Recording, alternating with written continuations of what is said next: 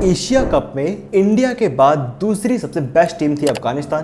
पाकिस्तान को हराया trial series में। उनके चारों स्पिनर्स के पास भर भर के एक्सपीरियंस है, फिर भी टीम सुपर फोर्स में ना पहुंच पाई। इस बार उम्मीद थी फाइनल खेलेंगे, लेकिन सुपर फोर्स के लिए भी क्वालिफाई नहीं किए। कहाँ शॉट रह गए, कहाँ उनकी टीम में, कहाँ उनकी जर्नी में प्रॉब्लम आई। आज करते इस पर बात। अफगानिस्तान टीम का प्रीव्यू करते हैं, या कह लीजिए रिव्यू करते हैं। टूर्नामेंट कहाँ खराब हुआ मेरे यार।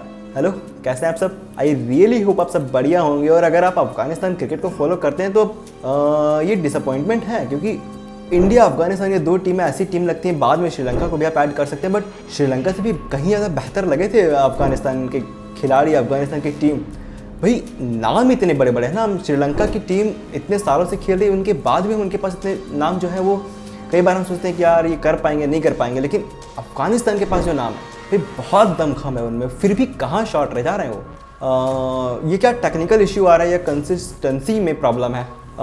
इसी को थोड़ा हम सुलझाने का प्रयास कर रहे हैं कि सर देखिए, 2-3 फैक्टर मेरे को ऐसा लगता है कि वहाँ एक चीज़ वो वीकनेस जो कह सकते हैं वो नज़र आई, क्योंकि रहमानुल्लाह गुरबाज ये फॉर्म नहीं था उनके पास, और फॉर्म नहीं था प्लस कोचिस मतलब क्या चीज़ थी वो समझ नहीं आई। क्योंकि मतलब मारने का प्रयास जो रहमानुल्लाह गुरबाज आते हैं और बल्ला चलाया करते, फेंका करते बल्ला, वो नहीं दिख रहा था। रहमानुल्लाह गुरबाज थोड़ा प्रयास कर रहे थे।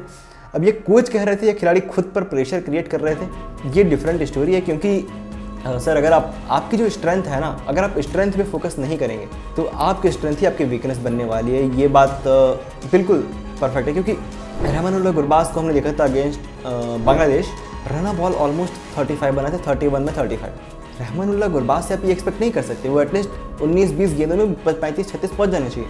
और सर T20 गेम तो वैसे भी वैसा होता है। और एंकरर में इब्राहिम जादरान थे, बट उनका बल्ला चला नहीं। करीम जन्नत, ये एक दूसरी वीकनेस है। अब करीम जन्नत के बारे में आप क्या कहते हैं कि थोड़ा नीचे आते हैं, थोड़ा लप्पा मारने का प्रयास करते हैं, बट उनको आप नंबर 3 प्रमोट कर रहे थे।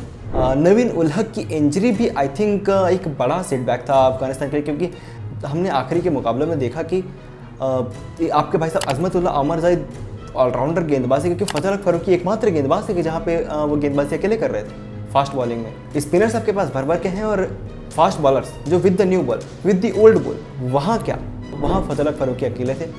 अजमत का परफॉर्मेंस जो था वो नहीं आ रहा था with the ball, with the bat. Azmatullah एकदम बढ़िया थे। अजमतुल्लाह की बल्लेबाजी ही थी जो अफगानिस्तान में थोड़ा बचा रही थी। आप ये भी कह सकते हैं उनकी स्ट्रेंथ की, अगर आप बात करेंगे कि क्या उनके लिए अच्छी चीज़ हुई है स्ट्रेंथ की बात करेंगे, तो अजमतुल्लाह अमरजाई एक मात्र ऐसा नाम, बट स्ट्रेंथ बहुत कम है यार, बहुत कम है स्ट्रेंथ। वीकनेसेस भर भर के हैं, वीकनेसेस इतनी हैं कि आप बात करते रह जाए। क्योंकि जो सबसे बड़ी वीकनेस मेरे को लगी रहमानुल्लाह गुरबाज और उनकी बल्लेबाजी के बाद, सर 4 स्पिनर आप खिलाते हैं, मौका अच्छे से दे नहीं पा रहे। और मुझे ऐसा लगता है कि राशिद खान का फॉर्म वो बहुत ट्रिकी था। मतलब देख के ऐसा लग नहीं रहा था कि राशिद खान की वजह से आप मैच हार रहे हैं, लेकिन आप राशिद खान की वजह से ही मैच हार रहे थे। That's the reality. क्योंकि विद द बैट वो नो लुक वाला शॉट आप कब तक मार के जिता पाएंगे भाई साहब? नहीं जिता पाते। विद द बॉल जो राशिद खान का ऑरा हुआ करता था ना कि राशिद खान आएंगे और विकेट चटकाएंगे, वो काम हुआ नहीं। और इकोनॉमी के साथ भी मार खाई उन्होंने। इकोनॉमी भी कम नहीं रही उनकी, वैसे इकोनॉमी नीचे की तरफ जाती है उनकी जब वो गेंदबाजी करते हैं, लेकिन इस बार इकोनॉमी एकदम हाई। नूर विकेटें चटका रहे थे, बट फिर भी फॉर्म थोड़ी दूर लगी नूर से, क्योंकि वहाँ उतनी एक्यूरेसी शायद आ नहीं रही थी। और एकमात्र नबी जो थे वो अच्छी गेंदबाजी बल्लेबाजी दोनों करी, और एक्चुअली में नबी ने जो अच्छी पारियाँ भी खेली भाई साहब, नहीं तो आप फंस रहे थे मैच, वहाँ पे आप मैच नहीं जीत पाते, लेकिन अच्छी पारियाँ खेली।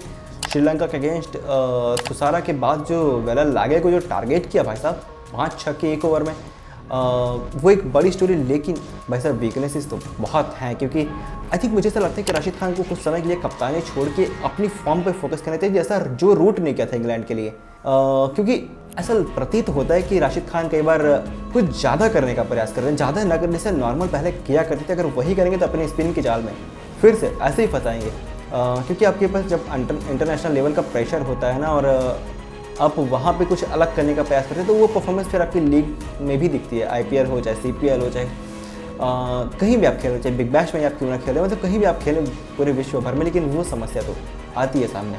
चौथे स्पिन जो गेंदबाज हुआ करते थे आपके पास, कभी आप मुजीब की तरफ जाते थे तो कभी आप गजनफर की तरफ जाते थे, बट एक सच्चाई ये भी है कि मुजीब को ज़्यादा मौके आपने नहीं दिए। तो जो वहाँ बंदा आता था, जो गजनफर या फिर मुजीब जो खेलते थे, तो उनकी फॉर्म की तो आपकी वैसे ही कमी रहती थी, क्योंकि वो तो बंदा सेटल हुआ ही नहीं है।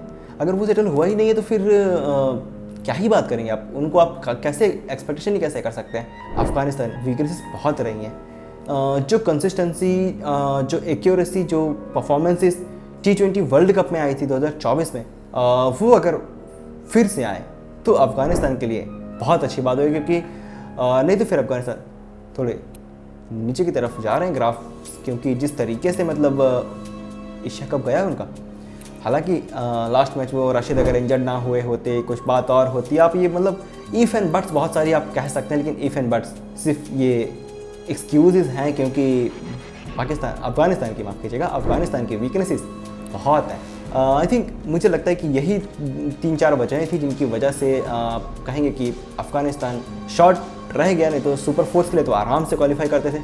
और हम तो ये बात कर रहे थे कि हो सकता है इंडिया अफ़गानिस्तान फाइनल में भी मिल जाए, बट नहीं पहुँचे वहाँ तक। सफ़र यहीं उनका रुक गया है। जैसे मैंने कहा, बेहतर करना है तो उन 2-3 चीज़ों पे फोकस करना ही पड़ेगा। चलिए, अब आपको क्या लगता है आप कमेंट में बताइएगा ज़रूर। अब आज के लिए मेरे पास अब इतना ही है। आप लाइक कीजिए, शेयर कीजिए, सब्सक्राइब कीजिए, नोटिफिकेशन घंटी दबाइए और आप भी बन जाइए इस तिवारी फैमिली का हिस्सा।